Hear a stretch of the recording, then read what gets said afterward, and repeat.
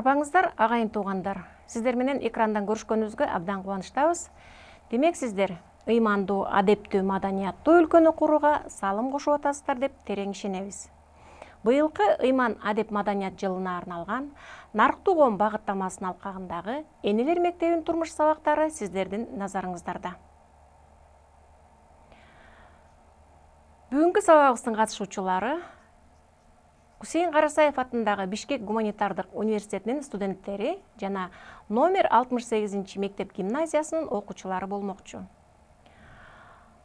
Бул студенттер бир гана окуу менен чектелбестен өздөрү кийип отурган кийимдерди өз колдору менен жасашкан, саркеч кийимдерди теккен иштүү кыздарыбыз. Бүгүнкү сабагыбыздын темасы унутта калган улуттук тамактар деп аталат. Сабагыбыздын багыттоочусу Кыргыз жолу коомдук бирикмесинин нарыктуу энеси Исакова Жийдебүү энебиз. Ошондой эле психолог Жүндүбаева Кенжеже. Анда эмесе сабагыбызды баштайлы. Арбагыла, ардактуу кыргыз элим. Эзелтеден бери келаткан биздин ата-бабаларыбыздын ичип жеп колдонуп келген кээ бир тамактары азыр унутта калып атат. Ошол унутта калган тамакты кайра жандандырып, ушул биздин коомго бир жакшынакай аш үйлөр ачылса, биздин келечектеги муундарыбызга, урпактарыбызга жакшы таасирин берип, ден соолугу сак болот деген тилекте ушул эки сөздөрдү айтып атабыз. Мисалы үчүн бизде эң биринчи эле бала төрөлгөндө буламык деген болгон. Ал эми андан кийинкиси көжө, чоң көжө деген болгон. Эжигей деген болгон. Анан ошонун түрлөрүн азыркы жаштарыбыз билбейт, көпчүлүгүнчү. Мен башынан айтып берейин. Бала төрөлгөндө төрөлөрдө ошо эненин ичинде жаткандан баштап кыргыздар кам көргөн. Себеби дегенде эненин ден соолугу жакшы болуп, ошол табити жакшы болсо, жакшы дени сак, чың балдар төрөлөт деп айтышкан. Ал үчүн эне азыркыча айтканда жанагы мурункуча талгак деп коет да. Анан ал талгак эмне үчүн болот дегенде ошо эненин денесинде кайсы зат жетишпесе, кайсы витамин жетишпесе ошого талгак болчу экен да. А энелер болсо ошо келинин боюнда бар да талгагын кандырыш үчүн сурап туруп, анан өзүнүн үйүндө болбосо, айылдан болсо дагы алып келип ошо талгакын кандырып бергенден кийин анан тамак ичип калчу экен. Жол болсо талгак канбаса ал куусуп чычып жата берип, ден соолугу начарлап, кан басымы ылдыйлап, жүрөк айланып, тамак барбаса жүрөгүнө сөзсүз түрдө кан басымы ылдыйлайт да. Ошон үчүн кээ бир энелер болсо ушундай талгак болгон экен, жолборстун жүрөгүнө талгак болгон экен. Ал ар бир төрөлө турган баланын даражасына жараша болот да, касиетине жараша болот. Кээ бирөөлөр болсо жанагы казанда кайнап аткан жылкынын сорпосунун майына талгак болгон экен да. Кээ бирөөлөр болсо этке ар түрлүү талгак болот да. Анан бала төрөлгөндө энелер деген кантип ал баланы сактап калышкан. Себеби дегенде азыркылар врачтардын колу менен төрөлүп эле, алар деген ырым-жырымды билбейт. Анан баягы өзүлөрүнүн медицина боюнча ишин жасап атышат, рахмат чоң. Бирок биздин энелерибиз бала төрөлгөндө ошол бала жана чарайына жутуп калбас үчүн калса кускак болуп калат экен. Жана бала тамагын сиңире албайчы. Ошо кускак болуп калбас үчүн бала эненин чачынын учун жандырып туруп, ошого сары май менен майлап, анан баланын тамагына салып, оосуна салып, анан кийин кустуруп коюшкан экен да. Эгерде чарайына жутуп калган бала болсо, ошо кусуп ашкасаны тазаланып калат экен. Ашкасаны тазалангандан кийин сөзсүз түрдө сары май менен оозанткан. Анткени ошо сары май ашкасанга барып, жанагы жумурдагы уюп калган уюткуну жибитип, туңкактатып баланы ичи тазалаганда анан андан кийин эмискен болчу. Ал эми азыркылар болсо билбейт да, балам кусуп атат, анан балам кусуп атат деп эле дарыларды, жанагы химикат дарыларды бере берет, анан кийин ал ашказанга зыяны чоң. Ал эми төрүлгөндөн кийин болсо кээ бир энелердин сүтү коюу болот, жакшы болот, жагымдуу болот, эмчек менен эле багат. А кээ бирөөлөрүнүн эмчегинин сүтү суюк болот дагы, балдары чычкак болот да, чыртылдап баягы көк жашыл кылып эле чыча берет. Ошол убакта энелер буламык жасап беришкен балага. А буламыкты эмнеге жасап бергенде? Сары майга жасап бергенде, ал тоң майга жасаган оор болот, боорго көтөрө албайт жаш баланын боору, ошон үчүн буламыкты сары майга жасашкан болчу. А сары майга жасаганда дагы буламыктын түрү болгон. Мисалы үчүн арпа талкан менен жасаган, таруу талкан менен жасаган, буудай талкан менен жасаган. Эгерде бала арык болуп, баягы эме тамак энесинин сүтү аябай суюк болгон болсо, анда таруу талкан менен, буудай талкан менен алмаштырып да, бир күнү таруу талкан, бир күнү буудай талкан менен буламык жасап беришкен. Анан сүткө дагы сөзсүз түрдө сүттү кайнатып туруп, анан сүткө дагы кичинеден себелеп туруп, анан кийин балага бергенде ал тогонок болуп, ыйлабай жанагы жакшынакай болуп өскөн болчу.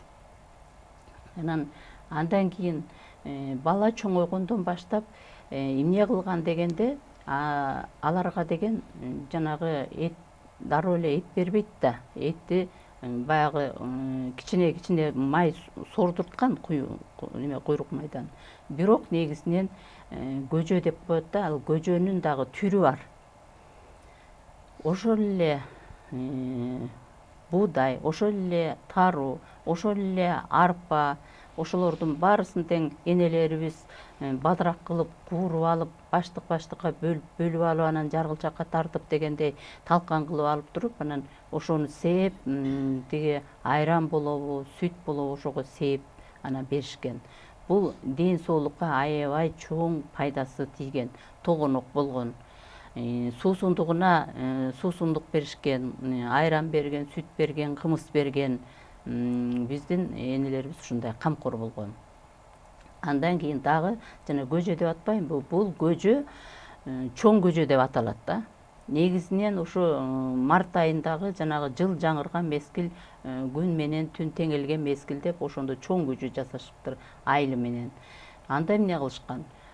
Сүрөт, баягы кышкы сүрөттү, ошол сүрөттү салып бышырып, бир 2-3 кайнап, 1-2 сааттан кийин анан буудайды актап туруп, анан кошо салып, анан кийин бышырган. Анан ошону чогулуп, айылы менен чогулуп туруп ичишкен. Муну чоң көжө деген аябай күчтүү тамак болгон да. Ал жөн жана мүнөз деп коет да, эми ооруп калган киши болобу, жөн эле мындай эттин сорпосуна жарымын сорпо, жарымын суу кошуп туруп, мүнөздөп, тигиреки арпадан, буудайдан актаган да, сөзсүз түрдө актап туруп, анан кийин кууруп же болбосо актап, көпчүлүгүн актап туруп, ошентип бышырып берген. Муну мүнөз көжө деп коет да. Андан кийин бул көжөнүн түрлөрү. Андан кийин куруттун түрлөрү бар. Куруттун түрлөрү сары майга, сары майдын чөбөгөсү болот да, сыскырып алганда, ошол чөбөгө менен сүзмөнү кошуп туруп, анан кайнатып коюшкан. Бул жумшак болгон, жөн жесе да болот, а бирок жанагы кары картаң бизге окшоп тиши түшүп калат да, ошолор курут жей албайт да. Ошолорго чайга салып жиберсе тез эрип кеткен да. Тогонок болгон, ошентип ичишкен. Кайнаткан курутту. Анан эжигей курут деп да жасашкан. Эжигей менен кошо кайнатып туруп, аны дагы ошо кургатып, жана умачтап туруп, анан кийин сактап коюшкан да. Бул негизинен гүл азык деп аталат да, эми көпкө чейин сакталган да. Кайнатылган курут, жөн курут, эжигей курут деп булардын баарын энелерибиз ушундай кылып жасап туруп, анан кийин кышкы баягы үзүнчүлүк убакта ошол куруттарды беришкен болчу. Андан кийинкиси болсо, эжигейди эмне кылып жасаган дегенде, эжигейди азыр жемексүн атын уга элек деле көп кишилер бар. Эжигей десе ал эмне тамак дейт. Эми салыштырмалуу азыркыларга брынза деп койсом болот, бирок брынзага окшобойт да. Жегенде ушундай кычылдап турат да. Баягы даамы таптакыр бөлөк. Бирок баягы жегенде брынза кычылдап турат го, чайнаганда. Эжигей ошондой жегенде кычылдап турат, жакшы. А эжигейди болсо жазында баягы төл болгон убакта койдун сүтү коргошун деп ошо койдун сүтүнөн уютуп, анан кийин кайнатып жасашкан. А эжигейдин уюткусу жанагы жаш коозунун ашкасандагы эме жумур деп коет да, эми силерче ашкасан деп түшүнөсүңөр да. Ошо жумурдун ичиндеги ууз, өзүнүн уузу менен ошону менен тиги имерип баягы жылытып турупчу, казанга ошентип имерип анан кийин салып уютуп, анан уюгандан кийин отту акырын тап менен жагып, анан бышырган. Ал бышкандан кийин казанда ушундай бир уюган бир соонун эжигей болгон да, анан ошону жешкен. Бул азыр эми билбейм, алыскы айылдарда эле колдонуп жасагандар бар чыгар, балким биз эми баарын жок деп атканга болбойт. Бирок мен кийин ошо жаш кезимде бир жегем, бала кезимде жеген боюнча мен деле келин болгондон баштап ошо кемпир болгонго чейин эжигей жей элекмин да, себеби жасаган киши жок. Өзү шаарда болсо каяктан эжигей жейбиз. Андан кийин кымызды да сакташкан. Жапма челек деп койгон да. Анан айтышат да, кымыз жайында болсо анан кийин кышында кымыз жок, анан кандай болгон дейт. Ошондо ата энелерибиз жапма челек жасашыптыр. Жапма челек деп жанагыреки териден тигиреки чанач же болбосо саба деп атпайбызбы? Ошол сабага же болбосо жанагы көнөчөктөрдү жасап атпайбы териденчи? Ошондой эле мындай көнөчөккө окшогон челек жасашчу экен да. Оосун кичирээк кылыпчы. Анан ошонун ичин майлап, ыштап, анан күзүндө баягы кымызды куюп туруп анан кийин бекитип коюшчу экен да. Анан каалаган убактысында баягыны алып иче беришчү экен. Муну жанагы жапма челек деген ошол эркинден аталып калыптыр. Кымызды ушинтип сакташчу экен биздин ата энелерибиз көпчүлүгүндө. Анан чучук, жана жылкынын чучугун ошону дагы муздаткычы жок эле жакшынакай кылып кургатып, чучукту жасап алып туруп, анан кургагандан кийин аны ундун арасына катышчу экен.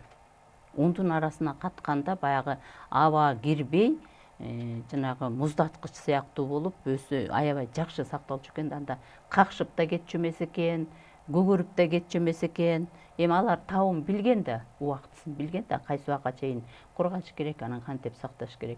Ошентип анан кайсы убакта болбосун чучукту тиги алып бышырып конокторго берчү экен. Мына булардын баарысы тең биздин байыркы энелерибизден келген гүл азык деп аталат. Гүл азык деп азыркылар көпчүлүгүн бирөөнө эле айтышат. Себеби жылкынын этин бышырып туруп, аябай майда туурап, анан кургатып коюп, анан баягы жоокерлер жоого аттанышат да. Ошол убактарда бир кайнак сууга сала коюп, кайнак суу болбосо биздин сууларыбыздын баары таза дары экен, жөн деле сууга салып туруп, ошол жанагы жупканы кошуп туруп анан кийин ичип алышчу экен. Эми жупка дегенде жанагы казанга кесме жаясыңар го кыздар, ошондой кесмедей кылып туруп камырды бышырып алганда, каламанычы.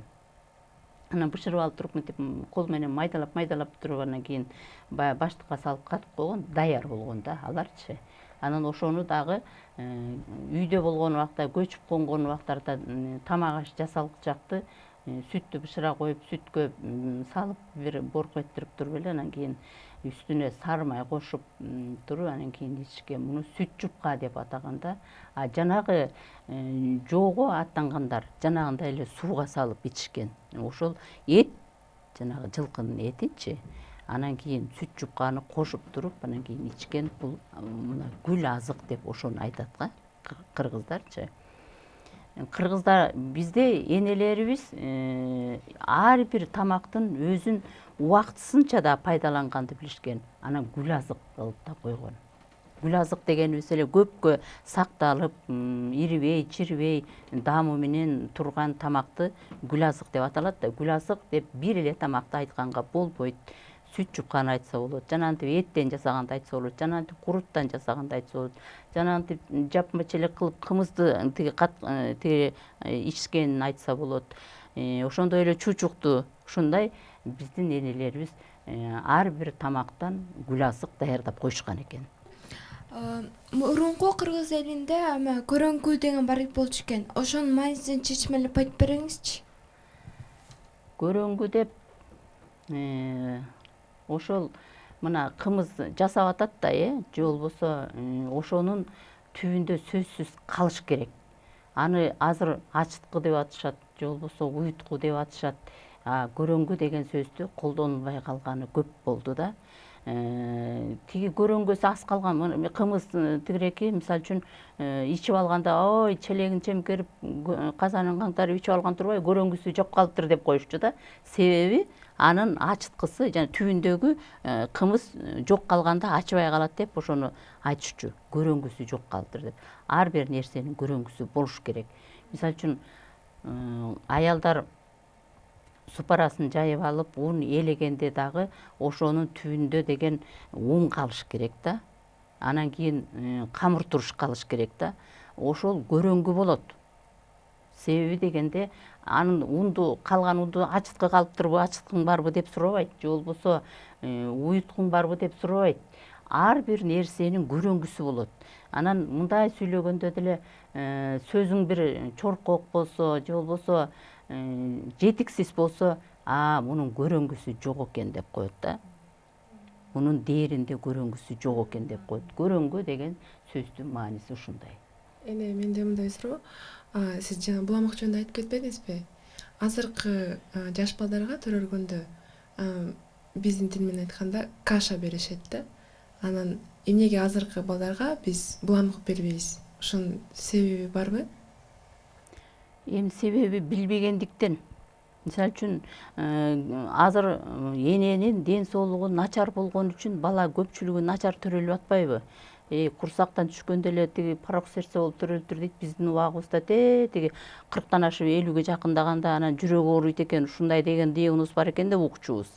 Азыр болсо курсактан түшкөндө эле айланайын баланын жүрөгү ооруйт экен, анан кийин тиги тешиги бар экен, анан тиндей экен, мындай экен деп атпайбы?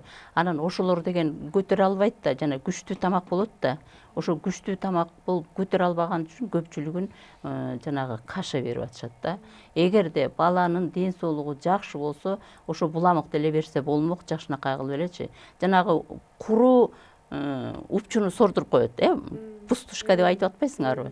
Ал деген адамды ошол эме жанагы аба кире берет да, анан кийин ал жел толо берет да. Анан ичи көп оосурат дегендей, чычат дегендейчи. Ошонун ордуна энелер жана буламык жасап туруп, анан кийин марлиге ороп, анан буягын бекен байлап, жана упчудай кылып элечи, оосуна салып койсо, ошону соруп эле жакшынакай болуп маңдырап жата беришкен да. Анан курсагы тойгон, курсагы да тойгон, ыйлаган да эмес дегендейчи. Аны азыр пайдаланган келиндер жок болуп атпайбы? Келиндерди күнөөлөгөнгө болбойт, себеби кайненеси өзү билбесе, үйрөтпөсө, келин каяктан билет? Кыргыздын биздин улуттук тамак ашыбыз абданбай. Аны силер баарыңыздар жакшы билесиздер. Ошол эле сусундуктардын 300ге жакын түрү бар экен. Сусундуктардын эле 300ге жакын түрү. Биз баягы нан азыктарын, сый тамактарды айтпай эле коелу. Ошонун арасында да бир жуурат деген бар. Ошо жууратты да билишпейт. Жуурат деп жанагы койдун ууз сүтүнөн жасап уютулган айранды жуурат дейт. Ал эми уйдукунан деле болот, жаңы жанагы ууз сүттөн жасалган коюу айранды жуурат дейт. Кийин бара сүт суйлат да, анан ал жуурат дебейт, аны жөн эле айран дейт. Апа себеби жана унутта калган тамактар боюнча жакшы бир тамактарды жасап көп болуп жеп деле жүрөбүз. Ошонун ичинде бизге көңүлүм түшкөнү бул сүрөт да. Азыркы учурда бул сүрсүгөн эттер жеген деле кургаткан деле апаларды көрбөй калдык кийинки күндөрү. Ошол сүрөттү салып кыштын күнүндө угуп калабыз. Баягы ата-бабаларыбыз эр отуруп түз кеңешип дегендей болгон бир маселелерин, бир жакшы кептерин түнкү бир учурларда азыркы убакыт боюнча бир 12-1-лерде 2-лерге чейин сүйлөшүп отурган учурлар болчу экен. Ошондо деле ошол убакта түндө сүрөттү жеп алып эле жашынакай аш кылып эле кетишчү экен. Азыр тамактанууда саат 10дон кийин тамак жебеш керек деген бир ченемдүү бир көз караштарга күбө болуп жүрөбүз да. Сиздин көз карашыңыз кандай деп айтып бере аласыз? Азыркы убактагы адамдардын жеген тамагы менен ал убактагы жеген адамдардын организминде же өзгөчөлүктөр бөлүүгө болобу деп айткым келет. Бөлүүгө болот. Заманга жараша мурун кыргыздар деген таза абада, таза суу, таза тамак ичишкен. Ошон үчүн деген кыргыздар деген түн ичинде саат 3-тө жейби, 5-те жейби, 2-де жейби дегендей жей беришкен. Антип баланча убактан кийин тамакты ичпей коюш деген болгон эмес, убактысына жараша. Себеби көнүшкөн, алардын ден соолугу ошондой болгон. Азыр болсо ичкен тамагынын көбү жарымы химия болуп атса, анан кийин каяктан анан тамак сиңирилет. Ошо тамак сиңбей калган үчүн жана саат 10дон кийин тамак ичпеш керек, 6-дан кийин оор тамак ичкенге болбойт дейт. Адамдын ден соолугуна жараша айласыздан өздөрүнөн өздөрү калыпка салынып атпайбы? Айласызданчы. Себеби ичкен тамактын көпчүлүгү химия аралаш. Сүрөт жөнүндө айтасыз. Сүрөт жөнүндө болсо, биздин кыргыздар мына этти сойду, анан ошол экине деген каны кичине неметкичекти туздап коюшкан, жакшынакай кылып. Анан тузун сарыктырып, алабаканга илип коюп туруп, анан кийин астынан деген тиги от жакканда жалындатып жаккан эмес, сүт өтүпчү, ыштап анан кургатып, ошону жакшынакай кылып кургаган чакты баягы куртка чышырбай дегендейчи таза ошентип туруп анан катырып коюшкан да, кургатып коюшкан да, анан сактап коюшуп, анан ошол жегениңде эми бизден өзүң жеп эле жүрөсүң, сүрөттүн даамы деген баягы кээ бир жакшы сүрсүгөн этти чайнап атып, даже жуткуң келбей калып атпайбы? Оозуңдан даам ушунчалык өзүңө тартат да, чайнап атып жуткуң келбей калып атат да. Ошон үчүн азыркылар болсо сүрөттү деле билишпейт, себеби жана муздаткыч деген бар. Ой, силердин тил менен айтканда свежий жеш керек деп коет, ал свежий эмес. Ал деген накта жанагы эмелер өлүп калган, ичиндеги тоңуп калган да, тоңуп калган, морозилкада тоңуп калган. А биздикилер болсо сүрөти дагы свежий болгон биздин. Анан ар бир мезгилге жараша ошо ар бир тамактын даамы өзүнчө да, эми кыргыздар эмне үчүн ден соолугу чың болгон. Ошол таза абада таза тамактанып, жанагындай этти жеп, сиңирип анан чың болгон да. Азыр болсо жана суусундук деп кола ичип атасыңар, аны телевизордон деле айтып атат, уукен анан чайнекке куйса тиги жанагы эмесин баарын кетирип ийет экен деп айтып атпайбы? Ал ашказанды деле жыдытып атат да, ошентипчи. Анан кантип тамак аш болот, анан кантип анан кийин көбүрөөк ичет, же болбосо сиңирет дегендейчи. Да бир нерсени айта кетсем, азыркы жана балдар тамактануусу боюнча айтпадыңызбы? Кашанын түрлөрү азыр заманга жараша кашанын түрлөрү көп. Арпа каша, будайдын жасалган, жүгөрүдүн кашасы түрү бар. Ошол канчалык деңгээлде сапаттуулугу кандай экенин кантип билсек болот? Себеби ошол мурунку кездеги апаларыбыз деле ошону майдалап былам катары, каша катары, ошол азыркы убакта каша деп аталып атат да, ошол убакта ботко деп айтылчу да. Жүгөрү ботко, будай ботко кылып сүткө бышырып берген. Азыркы деле заманга жараша коробкага салынып, жакшынакай кылып сатылып атпайбы? Эми ал буламык бөлөк, ботко бөлөк. Боткон үчүн мындай сүткө бышырып ал суюгураак болот да. Буламык болсо кадимкидей казанга жанагы кичинекей мескейге болобу куурулат, ал буламыкчы кууруп жасайт анычы. Анан жанагы түрүн айтып атпайсыңбы? Мисалы үчүн сулуу тазалайт ичти, денени тазалайт. Таруу дагы тазалайт. Эме кызыл таруу, ак таруу. Жанагы кара таруу күчтүү болот. Анан ошону энелерибиз билген. Мисалы үчүн балдарына кайсы убакта кайсыны беришти билген да. Өткөндө эле эмеге күбө болдум. Буламык жасаган жакшы ушул сары майга куурулган ал деген сары майга куурулганда будайды берип отургандан көрө ошол даяр турган ошондой ботколорго басым жасаган жакшы деген нерселерди угуп калдык да. Эми буламыкты эртеден кечке чейин эле бере берген эмес. Жана мен айтпадымбы, ошол эле талканды деген сүткө кичине себелеп, кайнатып, берген болчу да. Ошол мына жөн эле мындай себелеп туруп сүткө кайнатып берген. Кааласа кою кылып ботко кылып берген, кааласа суюк кылып берген. Табитине жараша берген да баланычы. Саныңыздарбы, жогоруда айтылып кетти, бизде суусундуктардын 300-гө жакын түрү бар депчи. Эгер мүмкүнчүлүк болсо, ошо суусундуктардын кандай түрлөрү бар, алар кандай жасалат деп айтып бере аласызбы? Эми мен билишимче өзүм баягы ичип жеп көргөнүмдү айтып берейин. Жарма бар. Анан кийин жарманын да түрү бар. Ар бир баягы өрөөн деп коеюн. Азырча район дейсиңерби, ооба. Өрөөн өзүнчө жасаган, бирөө ачытып жасаган жарманы, бирөө ачытпай жасаган, бирөө ачытып туруп эле куюп бышырып туруп куюп коюп анан кийин катыктап жасайт да суусундук. Бир жагы болсо нарым менен көлдүктөр көпчүлүгүн ачытып жасашат жарманычы. Анан суусундуктун түрлөрүн жанагы айран, кымыз, булардын баары суусундукка кирет, мисалы үчүнчү. Ал ошол эле сүзмөнү дагы эсип, чалап кылып ичет да. Бу дагы суусундукка кирет. Биз ичип чоңойгон суусундуктар ошол.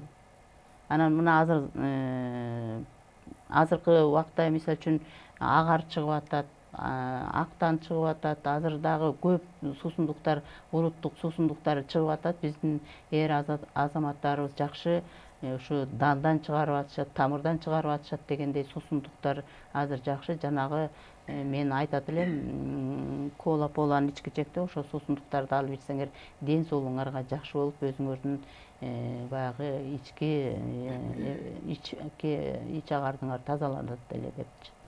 Ошол суусундуктун түрлөп жасашкандай, мисалы үчүнчү, жанагы эле дан азыктарынан айтканда жармаларды арпадан жасаган, буудайдан жасаган дегендей, жүгөрүдөн жасаган, бозо жасаган ошол эле дан азыктарынан. Анан бозону дагы жанагы жапма челек деп коет, аны дагы жана киришме деп үстүнө сары майдан кошуп анан кийин аны дагы бир канча күнү сактап туруп ичишкен. Бул аябай күчтүү суусундук болгон да. Мындайча айтканда шарап болуп калган алчы. Анан кийин андан кийинкиси болсо жана куруттан дагы суусундук жасашкан да. Эзип түрлүү тереге жана айтпадымбы, кайнатып койгон курут деген сууга бат эрийт депчи. Ошону дагы суусундук кылып ичишкен. Биздин убактагы суусундуктар ушулар да. Эми азыр биздин жашоодо ооруган адамдар көп кездешет да. Мисалы үчүн жүрөгү ооруйт же давление болуп көтөрүлөт.